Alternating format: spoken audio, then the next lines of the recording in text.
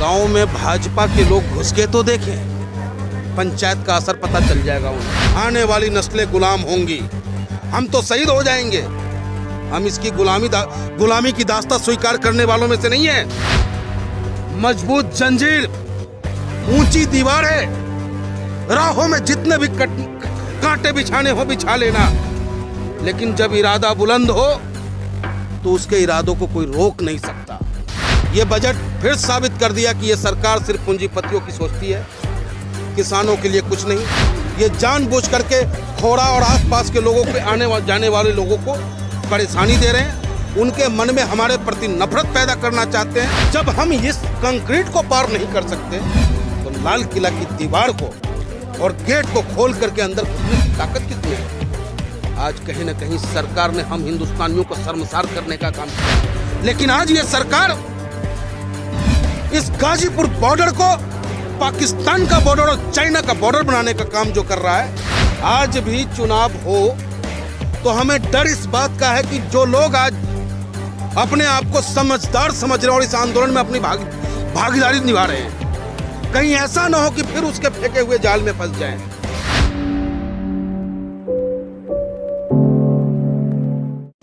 कांप रही है सत्ता सच्चे आंदोलन के डर से, क्योंकि हर घर से निकल रहा है लोहिया गांधी, चंद्रशेखर आजाद, भगत सिंह अपने अपने घर से।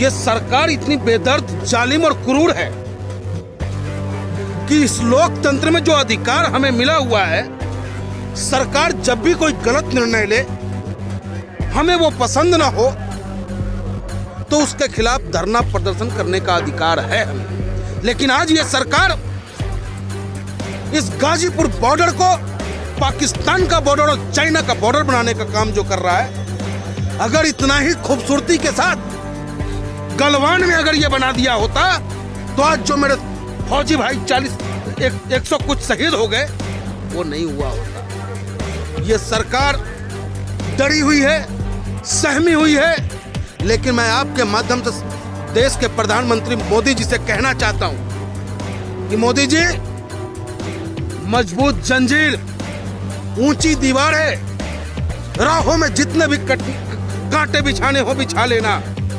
लेकिन जब इरादा बुलंद हो तो उसके इरादों को कोई रोक नहीं सकता।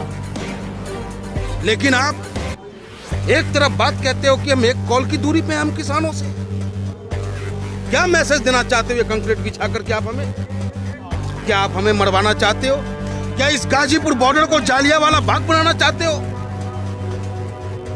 अगर आप जालियांवाला बाग बनाओगे तो निश्चित रूप से यहाँ कोई ना कोई शहीद उधम सिंह भी निकल आएगा।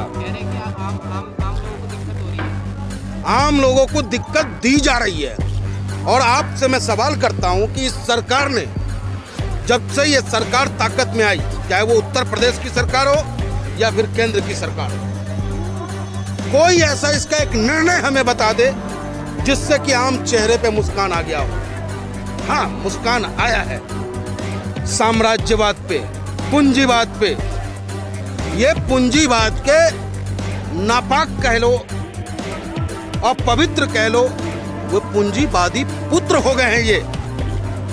जबकि राजनीति जो बना है वो हम गरीब किसान मजदूरों के चेहरे पे मुस्कान लाने के लिए बना है। लेकिन ये सत्ता प्राप्त करने के बाद और इनके पास कोई विजन नहीं है। आज भी चुनाव हो तो हमें डर इस बात का है कि जो लोग आज अपने आप को समझदार समझ रहे हैं और इस आंदोलन में अपनी भागीदारी निभा रहे हैं, कहीं ऐसा ना हो कि फिर उसके फेंके हुए जाल में फंस जाएं। क्योंकि जब भी चुनाव आया है, हम इससे बात करते हैं विकास की, बात करते हैं अपने देश की शिक्षा की। आज लॉकडाउन में शिक्षा कितनी महंगी हो गई। जिसके घर में नेट की सुविधा होगी उसके बच्चे पढ़ पाएंगे। इस लॉकडाउन के अंदर में पूरे हिंदुस्तान के अभिभावकों ने सरकार से मांग करते करते अपने आप को समाप्ति की ओर ले गया। उसके बच्चे का शिक्षा समाप्त हो गया, लेकिन इस सरकार की कान पे जू तक नहीं रहेगा।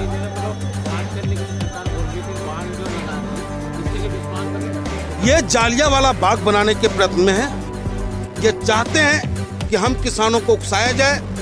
ये जानबूझ करके खोड़ा और आसपास के लोगों के आने जाने वाले लोगों को परेशानी दे रहे हैं, उनके मन में हमारे प्रति नफरत पैदा करना चाहते हैं। लेकिन माननीय मोदी जी, वो भी मेरा भाई है, वो भी किसान है, वो भी मजदूर है, जिसे आप परेशान कर रहे हो, वो हमारे साथ है। इस सरकार ने तो हर वो प्रयत्न कर लिया इस आंदोलन को समाप्त करने के लिए, जो प्रयत्न कभी अंग्रेजों ने भी नहीं किया था। वो जो 1 लाख की जगह वो 5 लाख कर दे। हर हाल में लाभ भाजपा को और भाजपा के लोगों को होना है। और सिंधु एक प्रायोजित था, सबको पता है। नहीं तो किसकी हिम्मत, जब हम इस कंक्रीट को पार नहीं कर सकते तो लाल किला की दीवार को और गेट को खोल करके अंदर घुसने की ताकत किसमें है? आज कहीं न कहीं सरकार ने हम हिंदुस्तानियों को शर्मसार करने का काम किया। सरकार अपने मनसे में कामयाब हुआ, लेकिन हम हिंदुस्तानियों के दिल पे एक दाग सा छोड़ गया, क्योंकि हमें तिरंगा से प्यार है, हमें राष्ट्रीय धरोहर से प्यार है। और इस राष्ट्रीय धरोहर के अपमान करना बहुत बड़ा जघन्य अपराध है। और वो जघन्य अपराध भाजपा के द्वारा कराया गया, केंद्र सरकार के द्वारा कराया गया, जिसकी जांच की मांग हम लोग करते हैं। अरे जब पुलवामा में हुए शहीदों का जांच नहीं हुआ, अर्नब कहां फरार है ये पता नहीं चला, तो खैर इस सरकार से आप उम्मीद न रखें कि ये सरकार कुछ ऐसा करेगा जिससे कि जो दोषी लोग हैं उनके ऊपर कार्रवाई भी। 1 लाख की जगह वो 5 लाख कर देना साहब। वो 5 के 5 उनके पॉकेट में आना है, वो लोग उनके हैं, इतना समय लगता है। अभी अगर मैं माननीय मोदी जी के खिलाफ अब शब्द इस्तेमाल कर दूं, 5 मिनट बहुत है वीडियो वायरल होने के बाद। जिस कोने में भी गामा होगा उसे उत्तर प्रदेश और दिल्ली की पुलिस ढूंढ लाएगी। लेकिन आज सिद्धू को पकड़ने के लिए इनको इतना समय लग रहा है। वजह सिर्फ यही है कि वो बार बार सिद्धू कह रहा है कि महोदय आपके कहने पे हमने ये काम किया है, आपके कहने पे ये काम किया है, इसलिए आप मुझे गिरफ्तार मत करो। और इसीलिए वो अब तक बचा हुआ। किसान वो किसान है, यहाँ जितने भी किसान हैं कोई अपनी लड़ाई लड़ने नहीं आया है। आपके माध्यम से मैं कहना चाहूँगा कि ये लड़ाई पूरे हिंदुस्तान की है, हिंदुस्तान की आवाम की है। अगर आज ये आंदोलन असफल हो गया, अगर ये आंदोलन सरकार अपनी ताकतों से कुचल दिया, तो याद रखना नौजवानों, आने वाली नस्लें गुलाम होंगी। हम तो शहीद हो जाएंगे, हम इसकी गुलामी की दास्तां स्वीकार करने वालों में से नहीं है। आज जितने भी लोग इस बॉर्डर पे बैठे हैं, कोई अशफाक उल्लाह खां है, कोई चंद्रशेखर आजाद है, कोई भगत सिंह है, कोई नेहरू जी है, कोई गांधी जी है, कोई राम मनोहर लोहिया है, कोई जयप्रकाश नारायण है। हर कोई इस आंदोलन में अपनी भागीदारी देने आया है। अगर ये सरकार जालियांवाला बाग बनाएगा तो गांधी जी के रास्ते पे चलते हुए करो और मरो की स्थिति में अपने प्राणों की आहुति देने को तैयार बैठे। हम तो गुलाम नहीं होने वाले इनके, हमें ये कोई गुलाम नहीं कर सकता। जी, आपके माध्यम से मैं हिंदुस्तान के आवाम से कहना चाहूंगा कि साथियों, आप स्वतः ही अपने चक्का को जाम कर देना, जहां भी हो। अगर सड़कों पे आप निकल भी आए, 12 बज गया आपकी घड़ी में, जहां पे हो वहीं चक्के पे ब्रेक लगा देना, क्योंकि ये लड़ाई आम हिंदुस्तानी की लड़ाई है। देश अगर ऐसा नहीं हुआ तो कृषि प्रधान देश, पूंजीपति प्रधान देश बन जाएगा। हम और आप ईस्ट इंडिया की तरह ही गुलामी की दास्तां में चकरे जाएंगे। भाग के 3 पार्ट रहा ये बजट फिर साबित कर दिया कि ये सरकार सिर्फ पूंजीपतियों की सोचती है, किसानों के लिए कुछ नहीं, शिक्षा के लिए कुछ नहीं। रक्षा बजट भी वैसे ही रहा, 1.5% का बढ़त हुआ है इसमें। तो कहने का मतलब ये सरकार जो है, जो भी निर्णय ले रहा है, अगर आज आप क्रेडिट कार्ड ले रखे हो, अगर 1 लाख रुपए आप पे निकल रहा है तो 500 कॉल आप पे आएंगे। लेकिन इनके जितने बड़े बड़े मित्र हैं सारे एनपीए होकर के मस्त हो रहे हैं। जनाब आई दुगुनी तो हमारा 2014 से ही हो रहा है साहब। ये सरकार सबको पगलाने में लग रहा है, लेकिन वास्तविकता तो यह है कि सरकार पागल हो चुका है। 100% चक्का जाम होगा, 100%। कोई माइकालाल चक्का जाम करने से नहीं रोक रहा, और चक्का जाम पूरा हिंदुस्तान करने जा रहा है। किसान हर कोई है, किसान का बेटा हर कोई है, जो जहां होगा वहीं चक्का जाम। गाँव में भाजपा के लोग घुस के तो देखें, पंचायत का असर पता चल जाएगा उन्हें। और इसका एहसास गृह मंत्रालय को हो चुका था, तभी उन्होंने किसान सम्मेलन स्थगित कराने का काम किया, क्योंकि आज हिंदुस्तान के जनमानस में उबाल है। अरे आजकल तो पिंजरे में पक्षी भी कैद नहीं रहना चाहता। बैल को भी आप जंजीर में बांधो, वो पसंद नहीं करता।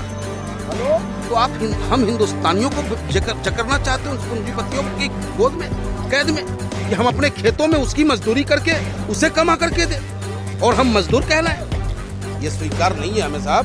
70 दिन ही नहीं, 140 दिन भी हो जाए फिर भी हम किसान और किसान के बेटा डटे अड़े रहेंगे। और अब तक जो गांधीवादी नीति से हम लोग चल रहे हैं, प्रयास मेरा वही है कि हम गांधी जी ही रहें। नहीं तो आवश्यकता पड़ी तो गूंगी बहरी सरकार को सुनाने के लिए धमाके की जरूरत होती है, तो हम भी धमाका करेंगे। लेकिन मेरा भी धमाका होगा शहीद आजम भगत सिंह जी की तरह। किसी को मैं नुकसान नहीं पहुंचाऊंगा, किसी की हत्या नहीं करूंगा।